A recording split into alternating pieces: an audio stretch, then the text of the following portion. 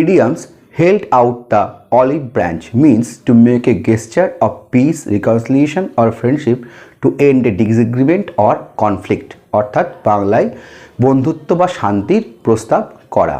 Example, he held out the olive branch to his enemy. সে তার শত্রুকে শান্তির প্রস্তাব করলো বা বন্ধুত্ব করতে বলল।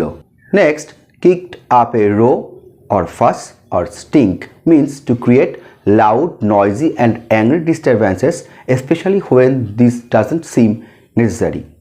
অর্থাৎ প্রয়োজন নয় এমন শোরগোল তোলা। Example, he kicked up a tremendous row about having to wait. তাকে অপেক্ষা করতে হচ্ছে এই জন্যে সে প্রচুর পরিমাণে শোরগোল তুলেছিল।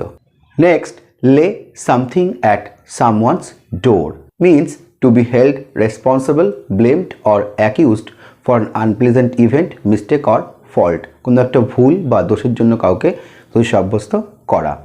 He laid the blame at my door for his house's drainage issue. সে তার বাড়ির ড্রেনের ইস্যুর কারণে আমাকে দোষ দিচ্ছে।